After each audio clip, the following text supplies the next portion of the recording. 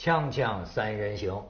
我现在很希望跟记者聊聊天啊！你看三联生活周刊的李菁记者啊，今天我们还请来这个袁玲老师。袁玲老师呢，这个也是做过很多深度的调查报道，而且现在是博客天下的资深主笔啊，复旦大学中文系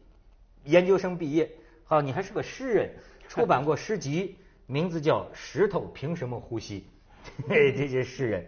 但是他有意思的是啊，我注意到袁老师你的很多报道也是我曾经关心过的一个课题，比如说北京 SARS 后患者骨坏死的调查，就是当时的这个激素啊用的太多了，对，后来引发的这个后遗症，现在是他们的境况，对，你做的这个调查是不是还引起了一些什么动静？对，当时就是因为是这个。他没有披露，就是这些人呢，就是他的症状已经显现了，但是当时这个公共媒体不让报道。什么症状？也就是这个行走困难，然后关节塌陷，就是这个出现多种，比如肺部啊、这个眼睛啊这种后遗症，主要的就是关节塌陷，行走疼痛非常困难。但是这个事实当时是这个不让在这个公开的媒体上披露，因为当时就是非典就是比较顺利的这么一个结束了，就不好这个披露这个东西。那么这些人也得不到相应的救护，这个问题比较大，就是得不到治疗。所以当时去采访，我觉得当时我还在清华大学上学，然后骑个自行车到处去找的一些人，非常艰难。我记得就是为了找到患者，这是个死命令，必须找到患者。但当时患者基本上都是被藏起来的。患者，对，必须找到患者。我记得最后才用了1个多月，到了最后是终于这个在一个民营医院里，公立医院里找不着，但这家民营医院恰巧被纳入了这个研究怎么治疗这个骨坏死这个行列，他有一点想招揽市场的意思，所以最后他答应了。才见到了患者，否则这个稿子出不来了。这个《新京报》创刊的第一篇深度稿。所以说呢，就是由你来给我们聊聊今天的这个话题啊，我觉得很合适。因为什么呢？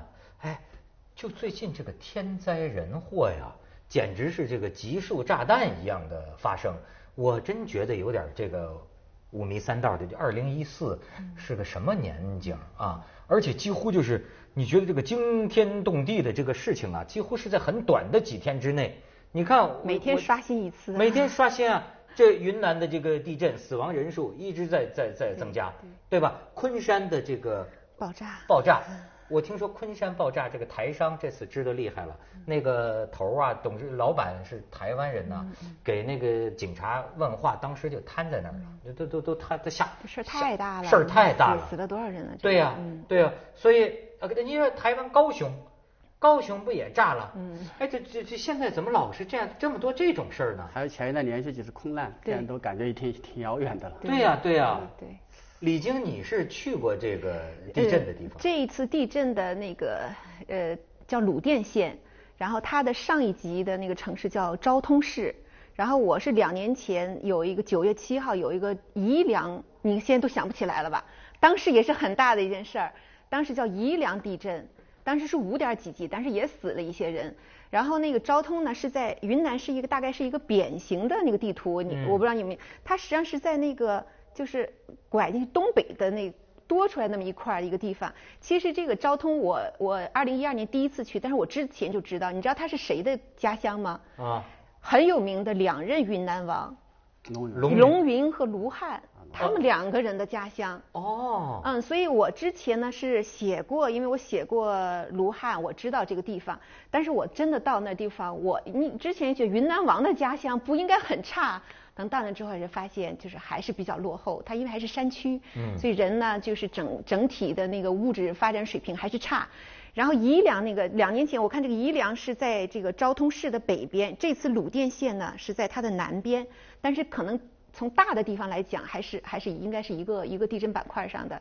然后我是觉得就是因为天灾人祸，有的时候我是觉得有些东西我没法避免啊，就是你像这个地震这种事情，因为现在我们人类能预测的你也达不到那么准，但是我是觉得有一些事情你是可以怎么说呢，就把那个灾难程度是可以降低的。比如说我说你说这个云南和四川的明显是在地震板块上，你那个房子为什么还是那么不经震啊？你看这次我不知道你注没注意到一个新闻，说200年前的一个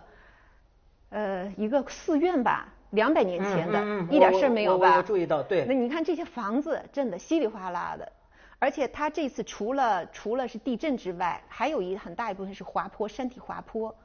像我当时去，就是印象特别深的是，就是当时地震那个路，我们走到在震区里面，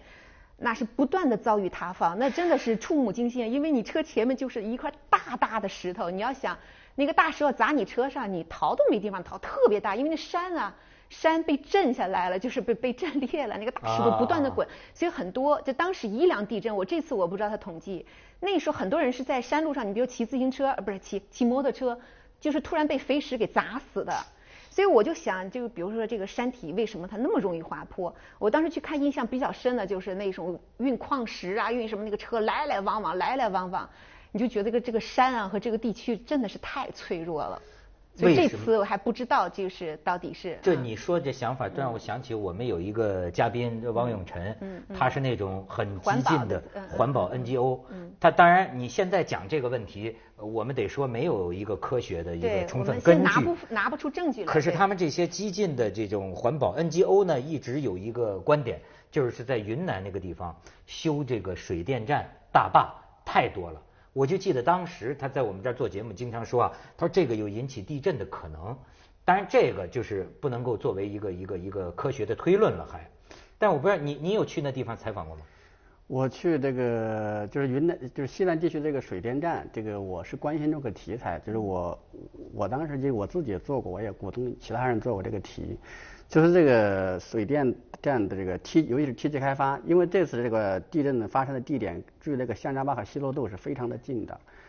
这都是2个超大型的电站。此外还有一系列的水电站，就是这次从这个灾害的报道看到，就是这个堰塞湖的下游有大量的电站。那么这些电站，我知道汪永晨他们是反坝人士，他们是反对的建坝，但是建坝的另一面还有另一个问题，就是一方面他为了修水电站，他会修很多路，就像你刚才说的这个矿石路一样，这个路是会把山体它造成一个不稳定的，因为它打开一个豁口。另外就是水电站有一种是引水式电站，会利用自然的落差发电，这样要在山里面打洞。那这个打了洞之后，这个山体的稳定性结构也就被破坏了。所以就我是感觉就是老百姓没有那么愚蠢，他们在山里面住了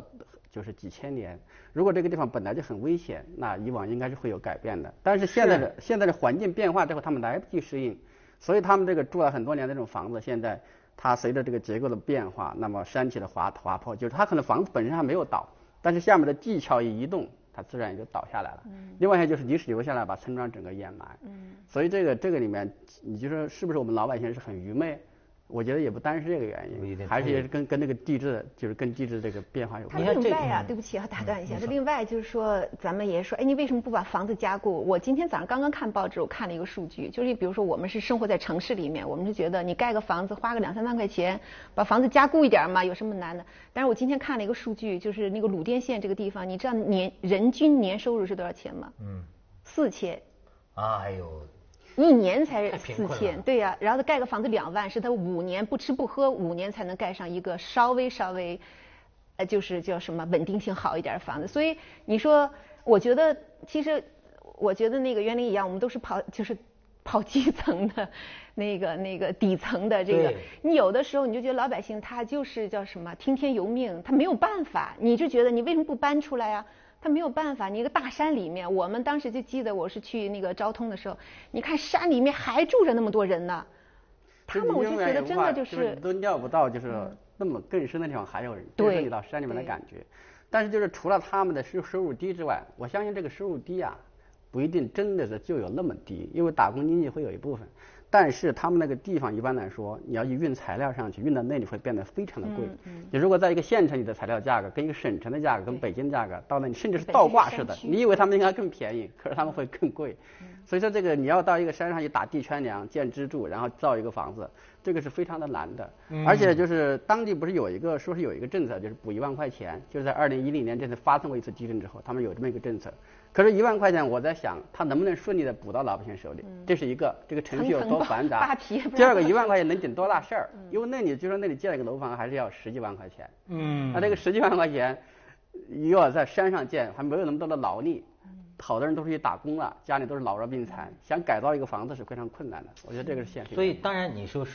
关于说什么民族性啊，就是也是个很虚妄的概念。但是我听过一种说，哎，中国有一种民族性叫好了伤疤忘了疼，不见棺材不落泪。可是其实我觉得你们看，你们在第一线看到的，我觉得有更复杂的情况，就是过去我们老以为，比如说日本。我们一举例子就说，那也是个多灾的国家。然后他既然知道我们经常会遭受这种啊，那就等于是全日本规模的居民住房重新标准化等等，怎么样建各种各样的防灾减灾的工程。可是虽然我们过去有过地震在西南啊，但是其实我想想啊，这个其实是不大可能的。说啊，上次闹过大地震，那难道真的在这几年之间，我们有本事把那个地方全部居民的房子重新拆倒了，重新建？实际上，这对中国人来说，你想想吧，从这个人情世故种种方面来说，近乎不可能。所以其实就是等着下一次。你说是不是？汶川地震重建的时候，就虽然老百姓的房子说是这个用抗震这个标准来设计的，但是大多数都不是那个标准。另外就是这个老百姓得到这个新房子是有代价的，就是他原来的地是要置换的。就是用他原来老房子和他的地置换到一个新的所谓的抗震的住宅。但是在汶川地震2周年的时候，我就做了一个调查，就当时有豆腐渣的这种现象是非常普遍的。就这个在这种大规模的重建过程当中，如果体制没有改善，你是不可能把一个地方就是经过一次震灾好像就完全可以改变过来。咱们先去一下广告，锵锵三人行，广告之后见。咱们可以看看最近这几起灾难啊这就是地震的现场了。再看这是高雄，这是高雄。这是高雄，路面都被掀起来了。啊，这是高雄，昆山的啊，这是昆山的这个事故的现场。咱们刚才还是说啊，说这个地震啊，我就发现媒体都在问一个问题，就是说为什么感觉级数不算太过分的一个地震，死的人这么样的多？有的官员讲啊，说是什么震源浅呐，什么烈度大呀，这么一些原因。我不知道你们觉得还有什么别的原因？这个不一直在说，包括汶川地震一直在追问校舍的质量。我不知道这次这个校舍还有没有人再去调查了，这个敏感词了。然后呢，当时我记得我们采访的时候还有一个现在可以拿出来说的一个比较有趣的事情。今天还有一个新闻，就是那个刘汉那个兄弟俩不合死刑。那个当时汶川地震还有跟他们有关系，当时被作为正面典型宣传了，就是我记得当时报道很多，就是说震区唯一一个没有倒，校舍没有倒，师生没有伤亡的叫汉龙中学，是在哪一个城我就有点忘了，是德阳吗还是什么？反正就是在那个震区里面。宣传他当时为什么说没有倒，就是因为是那个老板叫刘汉，他这个质量特别好。后来呢，我们当时还都觉得，哎，这样可以采访一下老板呀。那个他当时还比较正面，还是奥运的叫火炬手嘛，人家还当时比较风光。4年后就这样了，6年后了。然后后来才知道，就因为当时刘汉是当地太有名的这个老大了，他盖的房子没人敢偷工减料，所以那肯定是足砖足马的给他盖，所以那个房子肯定是质量好的，所以老大有老大的好处，是吧？没错，所以在中国的土地上，人民是老大呀，但是人民太多了，所以这有的房子好，有的房子真是经不起一催啊。对你去过那个地区是吧？我在汶川地震的时候，我是当时我是一个小组长，就带了一队人去采访，因为主要是要照顾下面的人，我自己也采访了一些，但是就是确实也就到过这种现场，就好些地方。但当时有个强烈的感觉就是什么呢？就是我现在回想起来，就我记得我当时我们的那个想法都集中在制度追问上，但是我发现就是这种灾难面前，制度追问其实往往是无力的，就追到后来是追不出什么东西来的。当时有一个机会，就是我有一个机会，就是跟2个志愿者一起，就是到一个最偏远的镇子上去抬死尸。当时我很想去，那个地方就是最偏远，没有人去嘛，要坐直升机才能去，要抬1个周。但是我给我领导请示，我领导就觉得这个事情跟我们的采访无关呀，他没有制度追问的因素。但是现在我看来，我如果换到现在，我一定会去，因为我发现什么呢？就是在这种巨大的灾难面前，制度追问只是一部分。另外一部分就是这个人生命本身的这种关注，就这种经验不要让它变得麻木了。我觉得最近这个灾难的事情太多，灾难的体量太大，这样的话就一个迅速的覆盖掉另一个，到后来就是我们最后剩下了一些就是一些疑问，就是我们剩下一些质疑，比如说泡面事件，可以质疑到后来你发现其实也没什么好质疑的。那我们固然好像制度这块是有一定的意义，可是如果我们在这种灾难后面就是留下了没有人性的关怀，到最后一阵风的过去了，包括 SARS 也这样的，到后来大家都把它们遗忘的话，我觉得就是灾难给我们的有一种教育就被我们忽略了。这个袁老师啊，他写了一个书很有意思，就是叫他一生中他自己经历的99次死亡，就是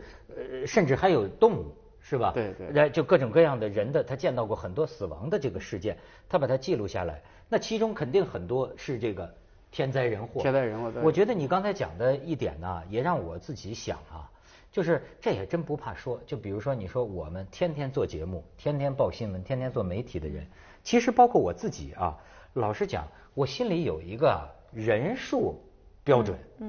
对吧？哎，平常说哪儿发生了地震或者哪儿发生灾难，死了几个。其实一个咱不怕说，一个新闻部的主编他就是这么想的，死了5个，那就不是什么大事儿，对吧？可以嘻嘻哈哈。死了10几个呢，那就报道一下。死了30个以上，哎呦，这事儿这有点严重。死了100个以上，那就得抒情了，对吧？等等，其实你自己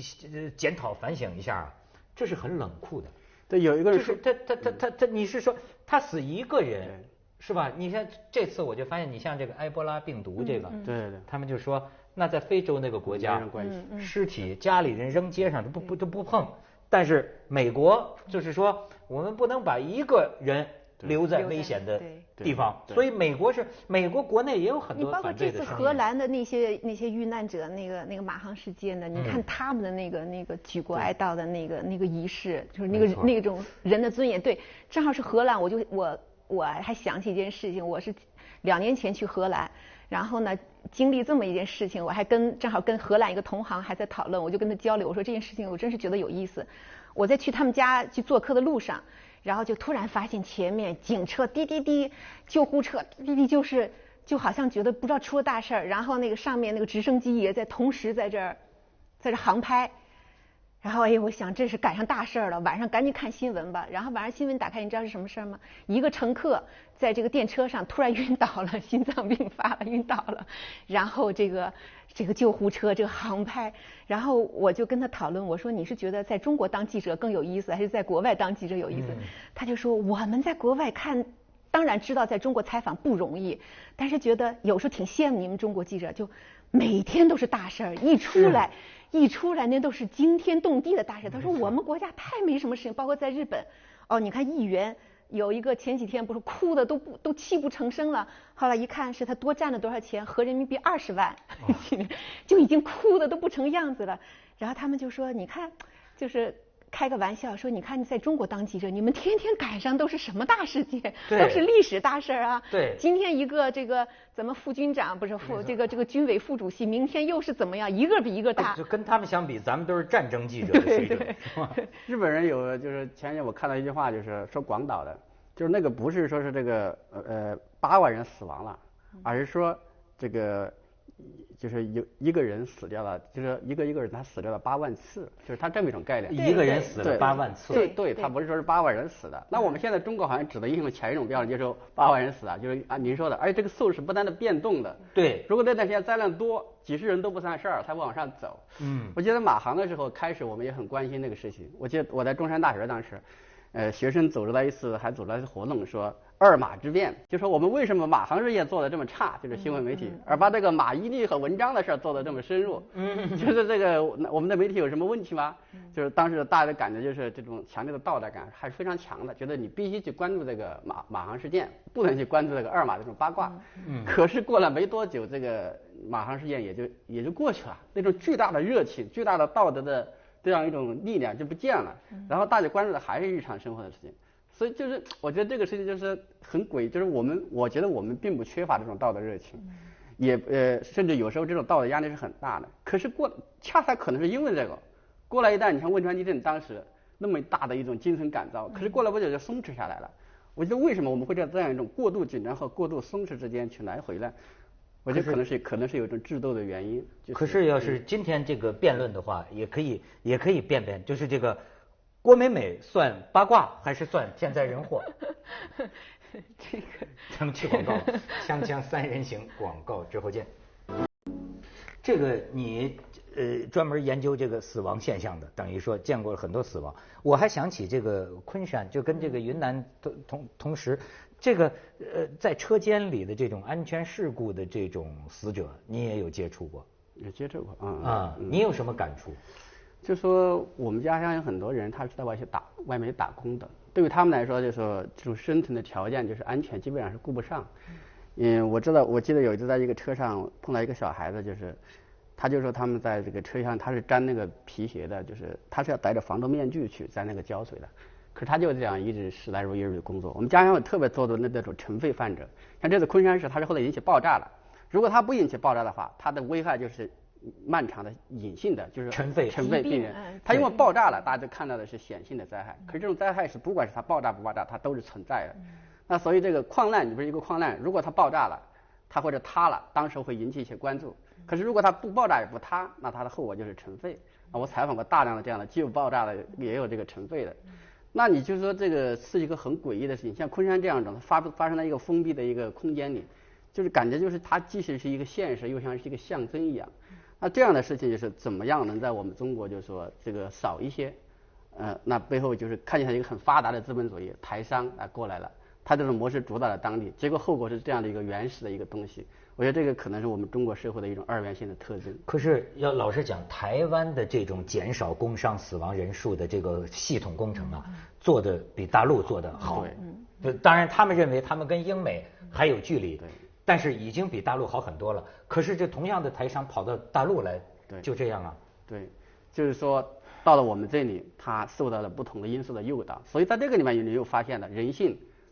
也不一定是靠得住的，那制度更靠得住。那么但是有时候我们光说制度，又发现说了很久很久也没有什么变化，